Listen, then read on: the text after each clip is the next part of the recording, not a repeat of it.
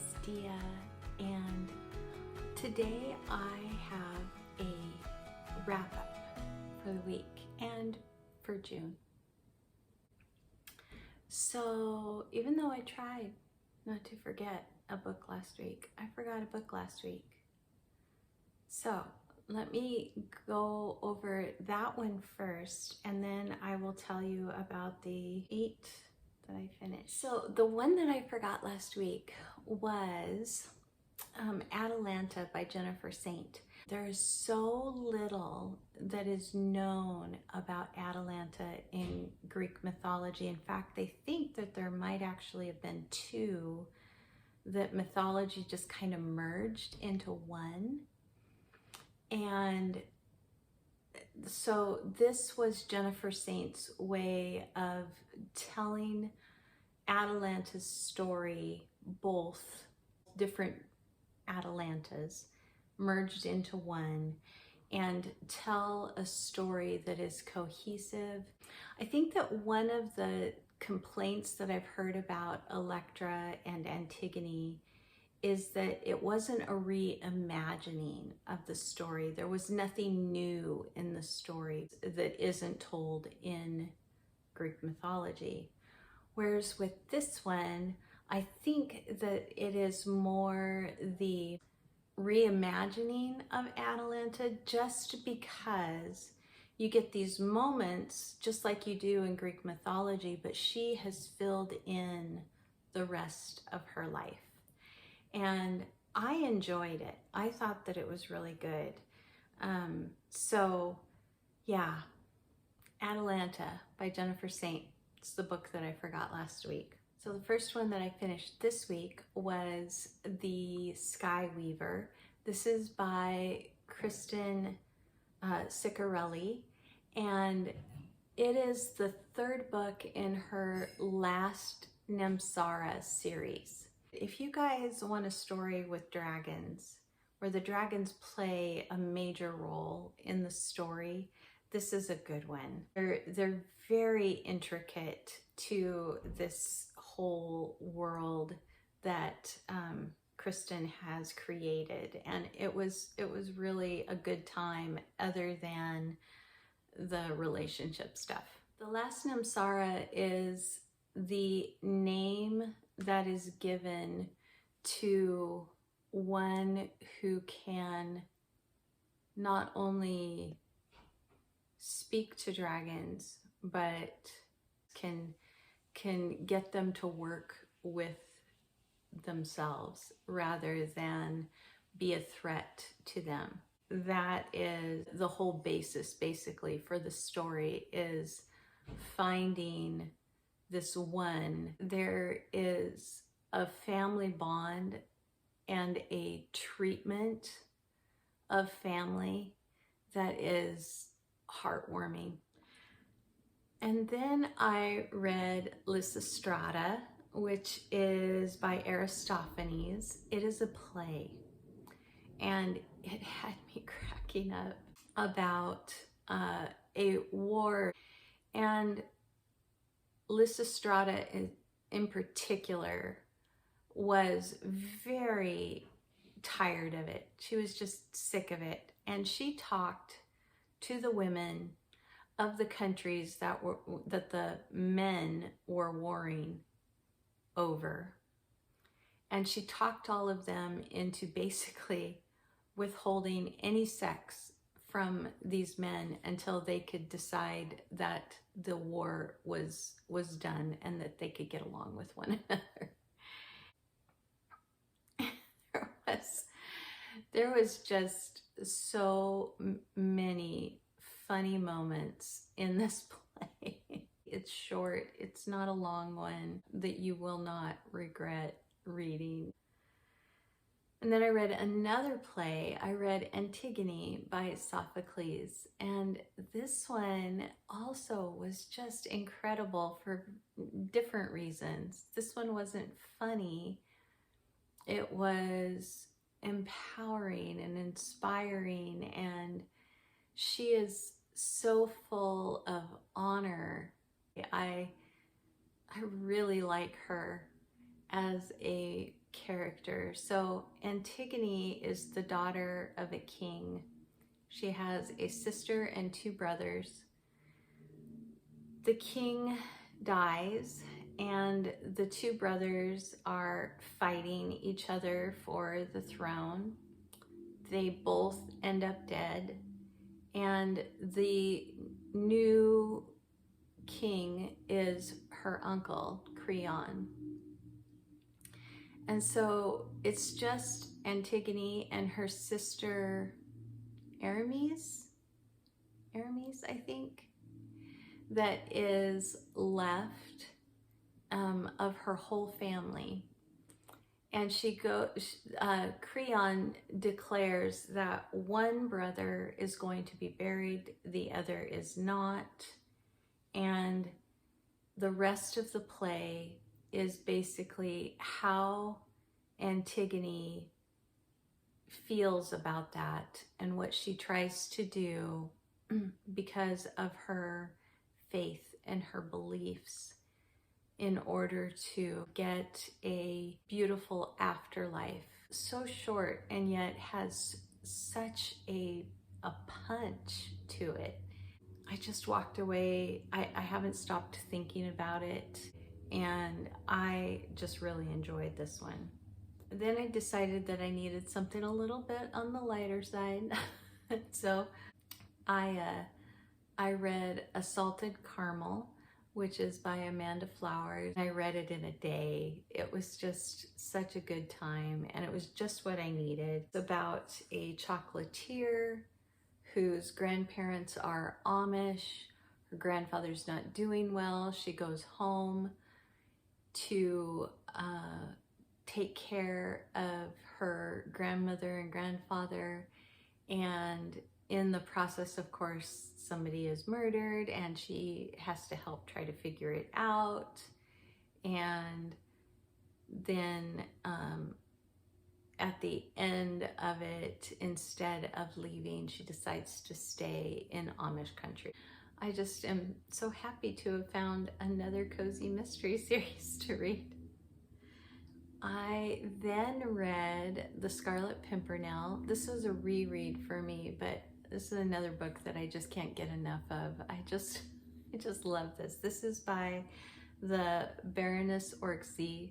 It's like a satire almost, but it's a like Robin Hood and Zorro and all of that kind of rolled into one singular person, the Scarlet Pimpernel. And he basically is saving people from the French Revolution and trying to keep them from going under the guillotine. And he has a wife, and she ends up getting in on the act a little bit, and it's just a good time. It is so fun. So, The Scarlet Pimpernel. I also reread a nonfiction. This is The Sound of a Wild Snail Eating. It's been a few years since I read it, and I remember how impacted I was when I read it the first time. I'm sorry, I didn't tell you who it's by. It's by Elizabeth Tova Bailey, and it's her story. And she came down with a very mysterious illness that hit completely out of the blue, and she went from being a completely healthy, highly functioning adult to being unable to function at all. Her muscles wouldn't work. And she was a naturalist, a botanist, and she had these wild violets that came into bloom in this wood outside of her home. And her friend went to dig some of those up and put them in a pot that was next to her bed. And as she was coming back into the house, she found a snail, and she decided to pick that up and put it in the pot with the violets. Elizabeth was a little bit like bewildered at why her friend would do that to begin with, but this snail kind of became almost a lifeline for her. It was just lovely. And it was just as impactful to kind of hear her process what this snail was teaching her. And I love it. I love it. The next one that I finished was The Warrior by Stephen Aryan. This is book 2 in his Heroes duology. The first book was The Coward. This one is The Warrior. I really enjoy adventure stories, but what I don't enjoy in an adventure story is all of the battles. And this one had a lot of different types of battles in it, but still it was just kind of one battle after another. And so sometimes that was very small skirmishes. Sometimes it was even kind of a one-on-one sort of battle. Sometimes it was just an inner battle and fighting your own demons, but there was so many battles in here that it took me a while to get through because I couldn't read it for very long at one time. But I still liked it. I still thought it was such a good story, and overall the writing was wonderfully done. He really knows how to give you a good feel for your surroundings and for who the characters are. They're very well developed characters. So I liked it. I'm glad that I read that duology, and I would read it again. Then I read a Markus Zusak book, and the reason for this is, and this is a very unpopular opinion, and I know it's an unpopular opinion, but I have tried like 4 or 5 times to read The Book Thief, and I can't. I just can't.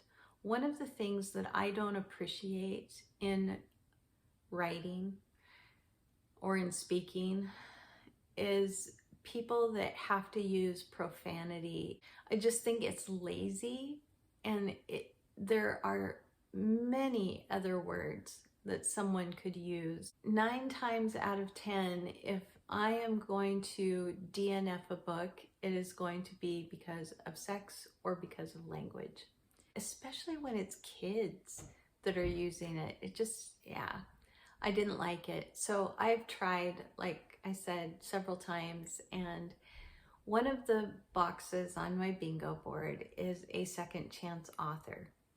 And I have another book in mind for this, but I won't be reading that book until August. And I didn't want to leave that square blank on my bingo board. So I decided to give another try to a different Markus Zusak book.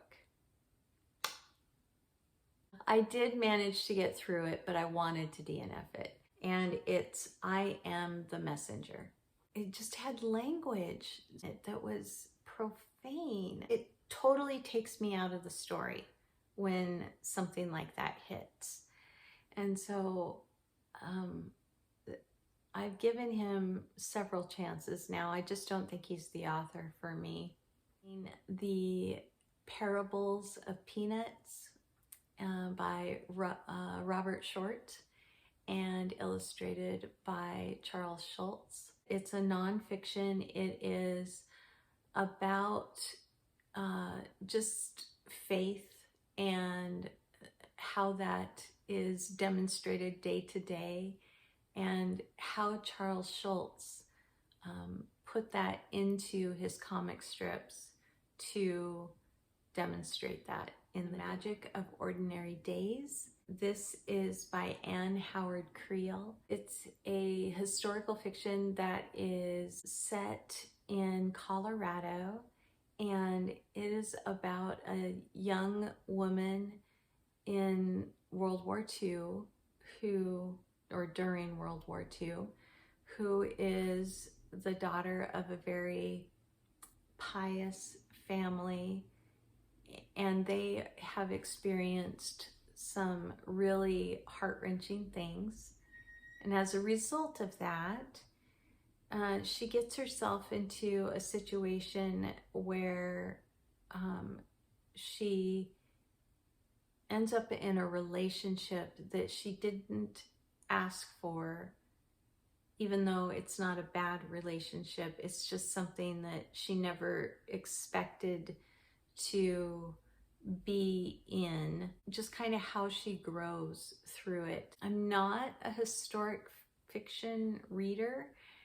Usually I'm not huge into that. I would much rather read just history. I just think that the story that it is telling about how she is growing and what she is experiencing in order to come to that place of growth is worth reading.